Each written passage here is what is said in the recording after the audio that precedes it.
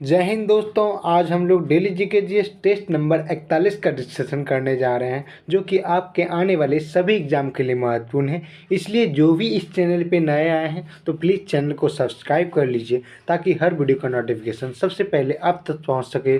जैसा कि पहला नंबर क्वेश्चन आपके स्क्रीन पर दिख रहा होगा। चलिए स्क्रीन को बड़ा कर लेते हैं। जैसा कि हम लोगों ने स्क्रीन को बड़ा भी कर लिया है। ठीक, हम लोगों ने हल्का सा छोटा कर देते हैं और हम लोगों ने बड़ा कर लिया। जैसा कि पहला नंबर क्वेश्चन कहा जा रहा है, निम्नलिखित में से किस क्षेत्र में जल का उपयोग भारत में सर्वाधिक होता है। आप जानते होंगे कि सबसे ज़्यादा जल का उपयोग कृषि क्षेत्र में होता है। किस क्षेत्र में? कृषि क्षेत्र में जल का उपयोग सबसे अधिक होता है। ऑप्शन नंबर बी हो जाएगा। चलिए अगला नंबर क्वेश्चन देखते हैं।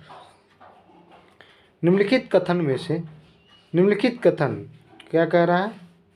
निम्नलिखित में से कौन सा कथन भारत की लेटेराइट मृदा के संदर्भ में सत्य है?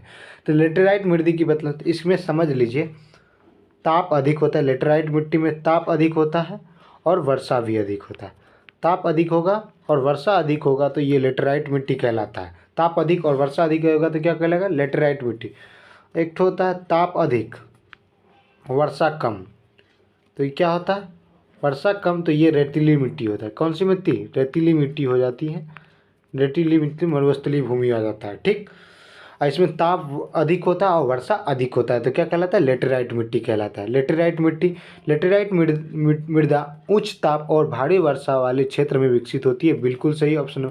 लेटेराइट मृदा जैविक ह्यूमस समृद्ध होती है, जो कि गलत है। वो पश्चिमी बंगाल, असम, उड़ीसा में पाई जाती है। गलत। ये सब कर्नाटक हो गया, केरल हो गया, यहाँ लेटेराइट मिट्टी की ज़्यादा मात्रा पाई जाती थी। केवल एक सत्य, ऑप्शन नंबर ए हो जाएगा।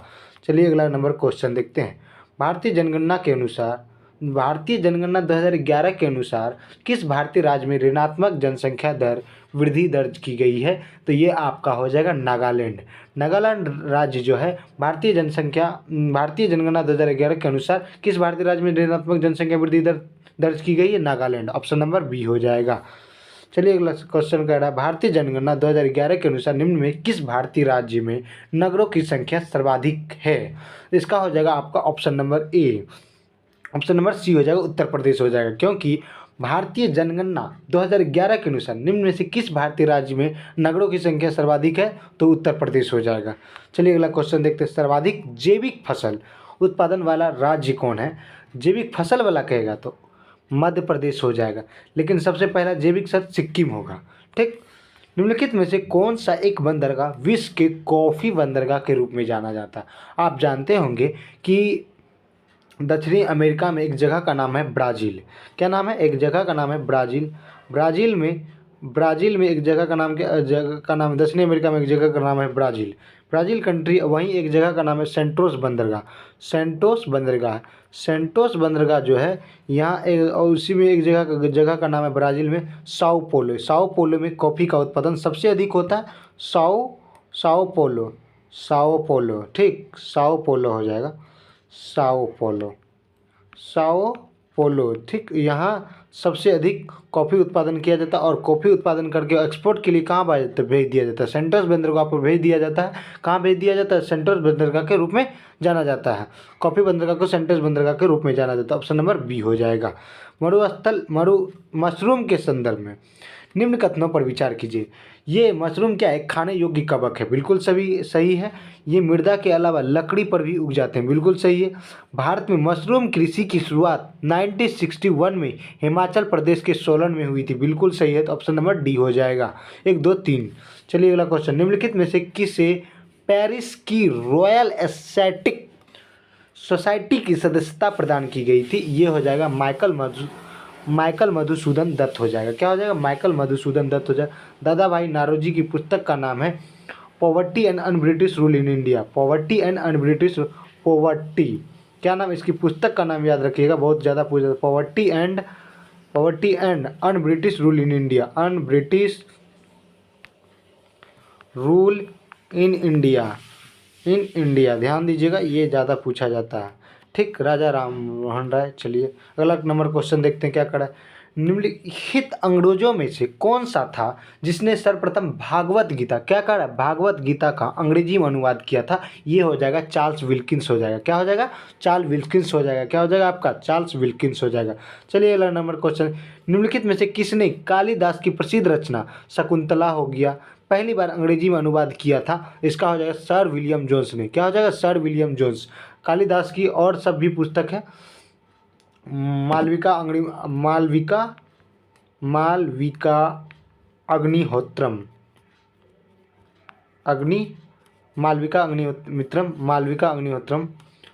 अग्निमित्रम, ठीक, मालविका अग्निमित्रम, ठीक। चलिए अगला नंबर क्वेश्चन देखते हैं। स्वतंत्रता पूर्व अवधि में ब्रिटिश सरकार द्वारा भारत में आधुनिक शिक्षा के प्रसार का मुख्य उद्देश्य था। आधुनिक शिक्षा का प्रसार का जो मुख्य उद्देश्य था, ये छोटे छोटे प्रशासनिक पदों पर नियुक्ति हुए सेनाओं को क्या करना? शिक्षित करना, उसको अंग्रेजी वार्तालाप सिखाना, जिससे कि छोटे स्तर पर भारतीयों को पदों पर नियुक्त किया जाए और बड़े स्तर पर अंग्रेज रहे, जिससे कि बातचीत करने में आसानी हो। ऑप्शन नंबर ए हो जाएगा। क्या हो जाएगा? ऑप्शन नंबर ए। चलिए अगला नंबर क्वेश्चन देखते हैं। ब्रिटिश सरकार के किस अधिनियम ने सबसे पहली बार भारत में शिक्षा के लिए 1,00,000 रुपये दिया गया था? चार्टर अधिनियम 1813 ईस्वी। चार्टर अधिनियम 1813 ईस्वी में ही शिक्षा के लिए 1,00,000 रुपया दिया गया था। बिल्कुल सही है। तो गुड डिस्पैच के बारे में निम्नलिखित में से कौन से कथन सत्य हैं? सहायता अनुदान व्यवस्था, ग्रांट्स इन एड की शुरू की गई थी। बिल्कुल सही। विश्वविद्यालयों की स्थापना की सिफारिश की गई थी। बिल्कुल। शिक्षा के सभी स्तरों पर, गलत। शिक्षा के कम स्तरों में सभी स्तरों पर शिक्षण माध्यम अंग्रेजी रूप, नहीं, ये गलत हो जाएगा। ऑप्शन नंबर क्या हो जाएगा? 1, 2 हो जाएगा। चलिए अगला क्वेश्चन देखते हैं।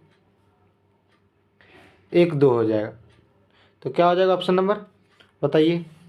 ए हो जाएगा। चलिए अगला क्वेश्चन, किसी बंदूक से एक गोली दागी जाती है तो जिससे बंदूक के पीछे की ओर हटती है, बंदूक की गतिज ऊर्जा गोली की गतिज ऊर्जा से क्या होगी? तो याद रखिएगा, गोली का काइनेटिक एनर्जी ग्रेटर देन, गोली का काइनेटिक एनर्जी जो ग्रेटर देन होगा अब काइनेटिक एनर्जी ऑफ बंदूक के काइनेटिक एनर्जी से क्या होगा? अधिक होगा। गोली का काइनेटिक एनर्जी जो होगा बंदूक की काइनेटिक एनर्जी से अधिक होगा। क्या होगा? अधिक होगा। क्या होगा? अधिक होगा। ध्यान दीजिए, कह रहा है बंदूक की गतिज ऊर्जा गोली की गतिज ऊर्जा से क्या होगी? बंदूक की गतिज ऊर्जा जो है गोली की गतिज ऊर्जा से क्या होगी? कम होगा ना, क्योंकि कह रहा है बंदूक की गतिज ऊर्जा गोली की गतिज ऊर्जा से क्या होगी? कम होगी। इससे क्या है? गोली की गतिज ऊर्जा से बंदूक की गतिज ऊर्जा क्या है? बताइए। जिसके तरफ मुंह चिमटल है वो छोटा है, जिसके तरफ मुंह खुलल है वो बड़ा है। तो मतलब ये क्या हो जाएगा? कम हो जाएगा। ऑप्शन नंबर ए हो जाएगा। क्या हो जाएगा? कम।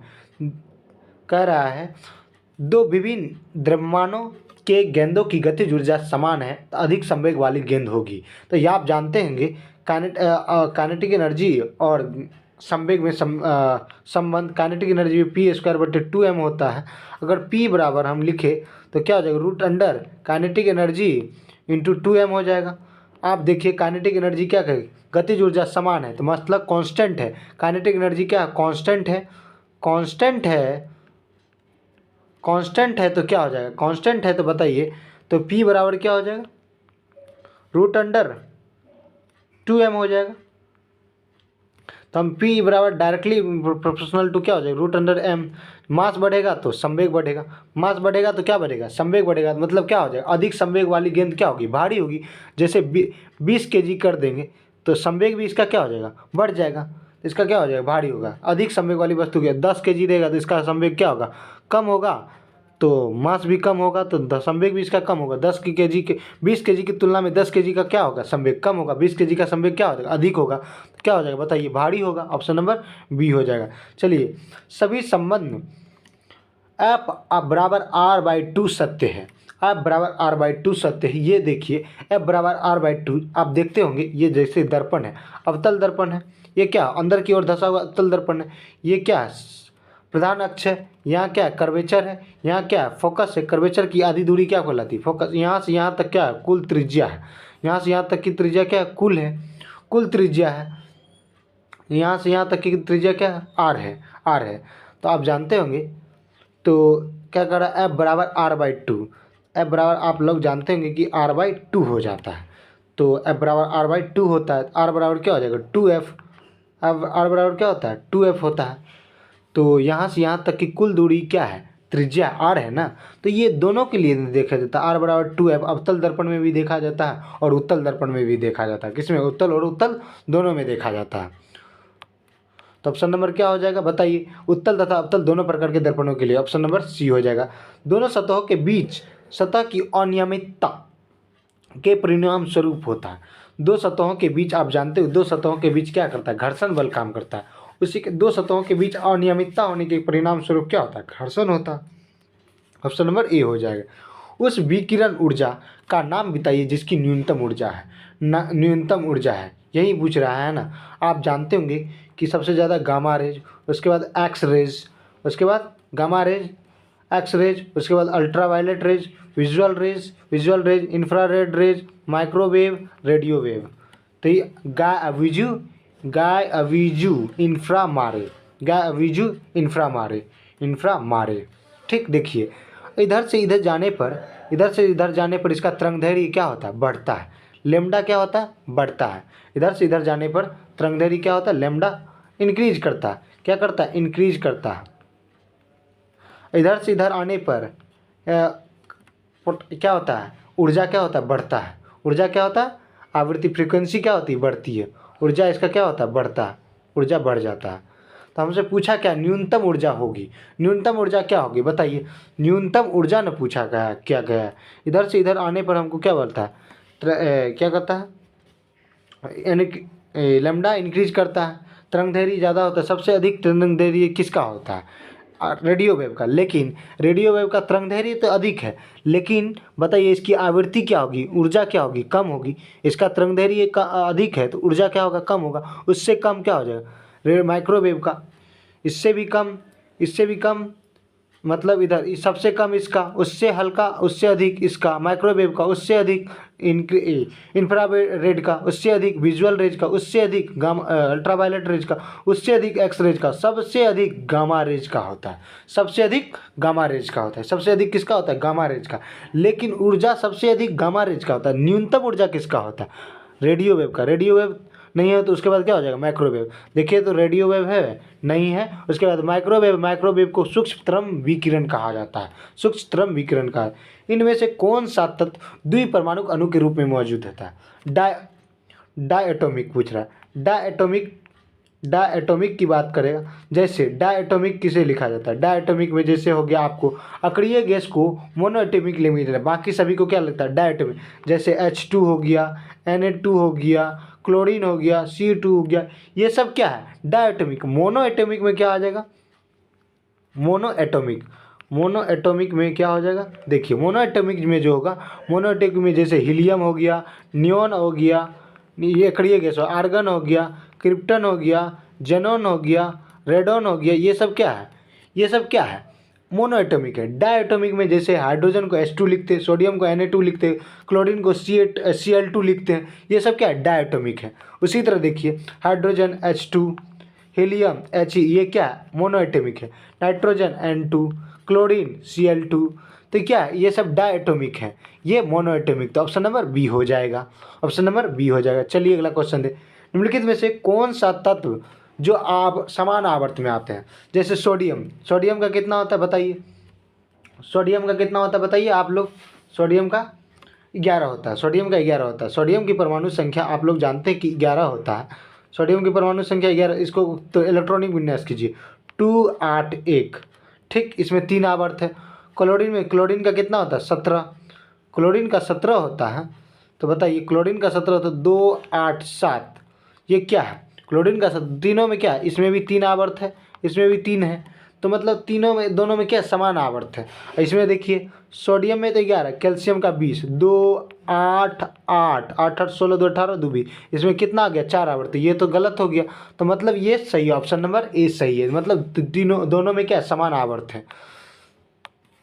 बेंजीन में कार्बन परमाणुओं पर निम्न संकरण होता है, यही पूछ रहा है। आप जानते हैं बेंजीन का सूत्र होता है C6H6 होता है। इसका स्ट्रक्चर आप लोग ऐसे बनाए होंगे, ऐसे कर देते थे, बेंजीन का सूत्र बन गया, बेंजीन का सूत्र बन गया। एगो ऐसे बनाते थे अपना लोग बेंजीन का सूत्र, सी सी सी सी, ऐसे ऐसे ऐसे ऐसे, रुक जाइए, बेंजीन का सूत्र ऐसे, ऐसे ऐसे ऐसे ऐसे ऐसे ऐसे, ऐसे हो गया, फिर ऐसे हो गया, फिर ऐसे हो गया। देखिए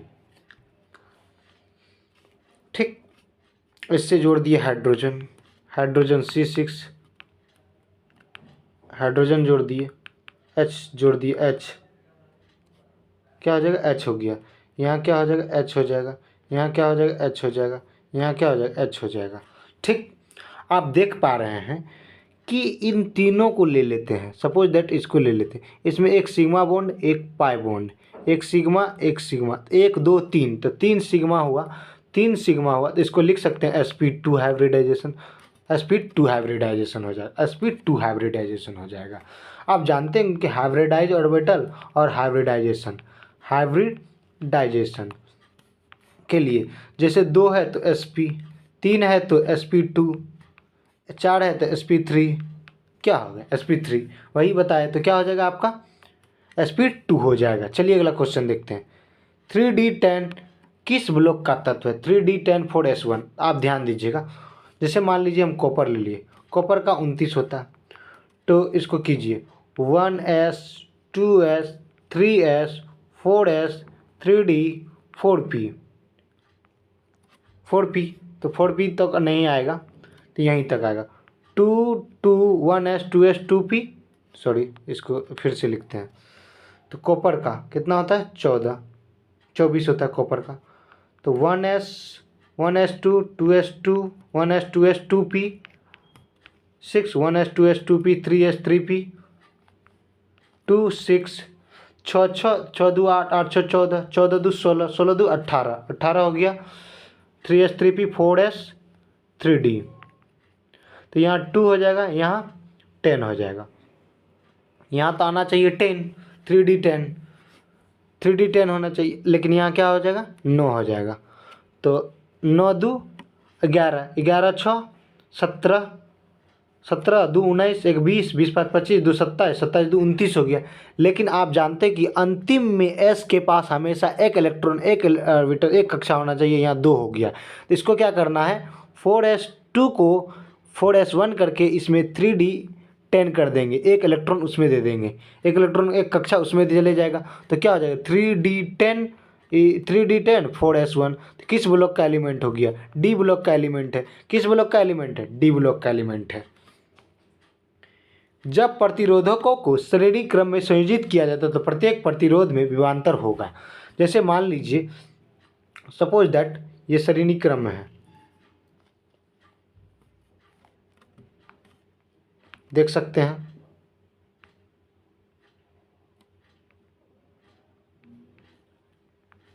इसको जोड़ दिए और V1 बराबर I इंटू R1 हो गया, V2 बराबर I इंटू R2 हो गया। आप देख पा रहे हैं कि तो V वोल्ट हो गया, तो वोल्ट बराबर क्या होता है, V1 प्लस V2 हो जाएगा। V2 होगा तो प्रतिरोध में विभवांतर क्या होगा, यही नहीं पूछा है। प्रतिरोध में विभवांतर जो होता है, देखिए विभवांतर क्या है, V is directly proportional to R हो जाएगा। V is directly proportional to R के बराबर होता है, V क्या हो जाएगा, R के समानुपाती हो जाएगा, प्रतिरोध के समानुपाती। विभवांतर क्या हो जाएगा, प्रतिरोध के समानुपाती हो जाएगा, प्रतिरोध के समानुपाती हो जाएगा। चलिए, भारत के राष्ट्रपति को निम्नलिखित में से कौन से विशेषाधिकार और छूट प्राप्त है, वह अपने कार्य के निष्पादन के लिए किसी भी अदालत के प्रति जवाबदेह नहीं है। बिल्कुल सही है, वह अपने कार्यकाल के दौरान किसी भी अदालत में उपस्थित होने के लिए नहीं कहा जा सकता है। सही बात है, उनके कार्यकाल के दौरान ना तो गिरफ्तार किया जा सकता और ना ही किसी अदालत में उनके खिलाफ कोई आपराधिक कार्रवाई शुरू की जा सकती है। बिल्कुल सही है, तो ऑप्शन नंबर 3, तीनों सही है। तो क्या हो जाएगा, 1 2 3, 1 2 3, सही उत्तर चुने तो 1 2 3 हो जाएगा। 42वें संविधान संशोधन द्वारा निम्नलिखित में से कौन सा निदेशक सिद्धांत जोड़ा गया था। ये बच्चों के स्वस्थ विकास के लिए अवसर सुरक्षित करना, बिल्कुल सही है।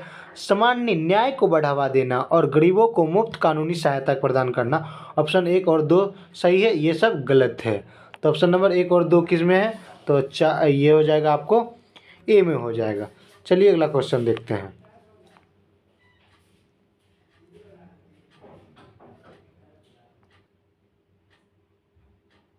जैसा कि हम लोगों ने 26 नंबर क्वेश्चन है, कह रहा है निम्नलिखित कथनों में राज्यसभा के पास धन विधेयक को अस्वीकार करने या संशोधित करने की कोई शक्ति नहीं होती है। बिल्कुल सही है। राज्यसभा अनुदान मांगों पर मतदान नहीं कर सकती। बिल्कुल सही। राज्यसभा वार्षिक वित्तीय पर विवरण पर चर्चा कर सकती है। तो इनमें से कौन सा सही है? 1-2 ऑप्शन नंबर बी हो जाएगा। चलिए अगला क्वेश्चन देखते हैं। संविधान के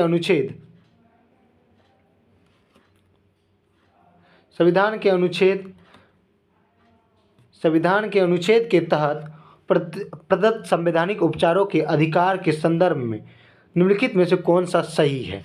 इसे किसी कार्यकारी आदेश या कानून की संवैधानिक निर्धारित करने के लिए लागू किया जाता है यदि यह सीधे तौर पर किसी मौलिक अधिकारों का उल्लंघन करता है। गलत।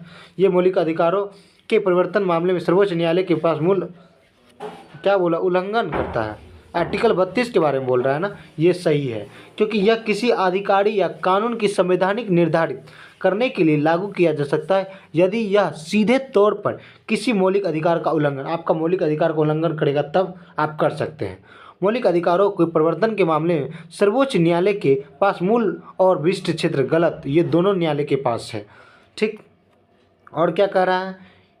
कह रहा भारत यह संविधान की बुनियादी विशेषता है और इसे संवैधानिक संशोधन द्वारा दूर नहीं किया जाता। बिल्कुल सही। 1 और 3 सही है। तो सही क्या हो जाएगा? 1 और 3 हो जाएगा। ऑप्शन नंबर सी हो जाएगा। चलिए अगला क्वेश्चन।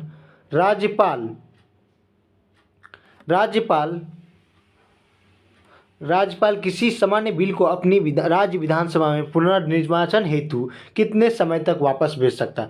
राज्य के विधानसभा में पुनर्निर्वाचन के लिए हेतु कितने समय तक? राज्यपाल चाहे तो भेज भी सकता है, नहीं भी भेज सकता है, या राष्ट्रपति के लिए आरक्षित भी कर सकता है। ये इसकी कोई समय सीमा नहीं होती है। राज्य सूची के विषयों पर क्या कहा है? राज्य सूची के विषयों पर संसद विधि निर्माण कर सकती है यदि राष्ट्रपति ऐसा कर सकती है। देखिए, इसमें राष्ट्रपति इसे ऐसा करने हेतु अधिकृत करने का एक आदेश जारी कर सकता है। गलत। ये भी गलत। ऑप्शन नंबर सी हो जाएगा। राज्यसभा उपस्थित मतदान करने वाले 2/3 सदस्यों द्वारा एक प्रस्ताव पारित करे जिसमें यह घोषणा की जाए कि राज्य संबंधी विषय पर विधि निर्माण करना राष्ट्र हित में समीचीन है। बिल्कुल सही। ऑप्शन नंबर सी हो जाएगा। भारत के संविधान के संदर्भ में निम्नलिखित कथनों पर विचार कीजिए। किसी भी केंद्रीय विधि को संवैधानिक रूप से अवैध घोषित करने की किसी भी उच्च न्यायालय की अधिकारिता नहीं होगी। ये गलत कह रहा है। भारत के संविधान के किसी भी संशोधन पर भारत के उच्चतम न्यायालय द्वारा प्रश्न नहीं उठाया जाएगा। ये गलत। तो ना तो 1 होगा, ना तो 2 हो जाएगा। चलिए ऑप्शन नंबर। कॉर्पोरेट बॉन्ड क्या होता है? कॉर्पोरेट बॉन्ड में सरकार क्या करती है? अपने से कंपनियों को क्या करती है? अपने द्वारा कंपनी लगाती है, अपने सरकारी क्षेत्रों को बढ़ावा देती है, इसे उद्योगों को बढ़ावा देती है, अर्थव्यवस्था में तेजी से वृद्धि करती है कॉर्पोरेट बॉन्ड। तो कॉर्पोरेट बॉन्ड केवल निजी निगमों द्वारा जारी किए जाते हैं। गलत। कॉर्पोरेट बॉन्ड जारी करता कंपनी में स्वामित्व हित नहीं होता। इसके विपरीत जब कोई कंपनी का इक्विटी में स्टॉक खरीदता है। बिल्कुल सही है। ये ऑप्शन नंबर सही है। ये ऑप्शन नंबर 3 भी गलत है। तो ऑप्शन नंबर केवल 2 हो जाएगा। क्या हो जाएगा? ऑप्शन नंबर बी हो जाएगा। चलिए अगला क्वेश्चन देखते हैं। खुले बाजार संचालन के संबंध में निम्नलिखित कथनों पर विचार करें। खुले बाजार के संबंध में खुला बाजार क्या होती है? आरबीआई खुले बाजार नियंत्रण करती है, क्योंकि खुला बाजार में एक बॉन्ड दिया जाता है। क्या दिया जाता है? बॉन्ड आरबीआई के बैंकों के द्वारा बॉन्ड देकर उससे पैसा लिया जाता है। उससे मार्केट से तरलता को कम कर दिया जाता है। तरलता को कम कर देने पर क्या हो जाएगा? खुले बाजार में नियंत्रण हो जाएगा। बाजार में रुपये की तरलता की स्थिति को समायोजित करने उद्देश्य से भारतीय रिजर्व बैंक आरबीआई द्वारा खुले बाजार संचालन का संचालन किया जाता है। बिल्कुल सही है। और कह रहा है ये तो सही है, बैंकों को ऋण देना जारी रखने में मदद करते हुए मुद्रास्फीति, ऋण की बात करेगा। मौद्रिक नीति में कौन आ जाता है? मुद्रास्फीति आ जाता है। मौद्रिक नीति, इसके तहत कौन होता है? मौद्रिक नीति। ये गलत हो जाएगा। आरबीआई वाणिज्य बैंकों के माध्यम से खुले बाजार का संचालन करता है और सीधे जनता के व्यवहार में नहीं आता। बिल्कुल सही है, 1 और 3 सही हो जाएगा आपका। क्या हो जाएगा? 1 और 3। ऑप्शन नंबर क्या हो जाएगा? सी हो जाएगा। चलिए अगला क्वेश्चन, स्पेशल इकोनॉमिक जोन, विशेष आर्थिक क्षेत्र के संबंध में निम्नलिखित कथनों पर विचार करें। स्पेशल इकोनॉमिक जोन जो होता है भौगोलिक रूप से ये जो व्यापार के दृष्टि व्यापार को बढ़ावा दिया जाता है, इसमें व्यापार व्यवसाय को बढ़ावा दिया जाता है, संबंधित नियम प्रथाएं देश के बाकी हिस्सों से भिन्न होती है। बिल्कुल सही है, ये एक सही है। क्या कहा गया? कह रहा है SEZ स्पेशल इकोनॉमिक जेड अधिनियम 2005 के निर्यात संबंध में और संबंधित बुनियादी ढांचे के निर्माण में राज्य सरकार के लिए एक महत्वपूर्ण भूमिका परिकल्पना करती है। बिल्कुल सही। उनकी शुरुआत से पहले भारत सरकार निर्यात प्रसंस्करण क्षेत्रों में पर निर्भर तथा विदेशी निवेशकों पर प्रभाव डालने में विफल रही। बिल्कुल सही, 1 2 3 सी। ऑप्शन नंबर डी हो जाएगा। क्राउडिंग आउट, क्राउडिंग आउट क्या होता है? क्राउडिंग आउट में सरकार क्या करती है? अर्थव्यवस्था में तेजी से वृद्धि के लिए जो लोन खर्च करती है तो उससे क्या प्रभाव पड़ता है? क्राउडिंग आउट जो होता है सरकार अर्थव्यवस्था में तेजी से वृद्धि करती है, बहुत तेजी से वृद्धि करती है। तो क्राउडिंग आउट प्रभाव से संबंधित निम्नलिखित में कथनों पर विचार कीजिए, क्या प्रभाव होगा? क्राउडिंग आउट से प्रभाव से तात्पर्य है कि सरकारी खर्च में वृद्धि होगी। बिल्कुल सही है। जब आप औद्योगिक विकास करेंगे, अर्थव्यवस्था में विकास करेंगे, उद्योग का विकास करेंगे तो क्या होगा? खर्च बढ़ेगा, उसके जिसके लिए उससे अधिक धन उधार लेना पड़ता है, जिससे प्राइवेट खर्च को कम कर दिया जाता है। कॉर्पोरेट क्राउडिंग आउट में क्या होता है? निजी क्षेत्र को कम करके सरकारी क्षेत्र को बढ़ावा दिया जाता है। ऑप्शन नंबर ए सही है। इसका असर अर्थव्यवस्था में ब्याज दरों में भी कमी होगा, देखने को बिल्कुल सही है। क्राउडिंग आउट प्रभाव के उच्च परिणाम में अर्थव्यवस्था में आय भी कम हो सकता है। बिल्कुल सही। 1 2 3 क्या हो जाएगा? 1 2 3 ऑप्शन नंबर सी।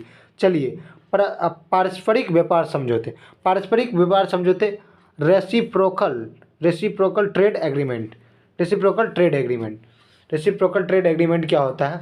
मुक्त व्यापार क्षेत्र, जैसे फ्री ट्रेड एग्रीमेंट हो गया, फ्री ट्रेड एग्रीमेंट हो गया, नाफ्टा हो गया, north Atlantic free trade agreement, north Atlantic free trade agreement. जैसे आपसी व्यापार समझौता, जैसे मुक्त व्यापार क्षेत्र, जैसे मान लीजिए ये श्रीलंका है, ये भारत है, तो भारत ये सार्क देश में आता है, सार्क कंट्री में आता है। श्रीलंका, भारत, मालदीव, श्रीलंका, भारत, पाकिस्तान, अफगानिस्तान, नेपाल, भूटान, बांग्लादेश, ये सब के सार्क कंट्री में आता है। 8 देश आते हैं सार्क में।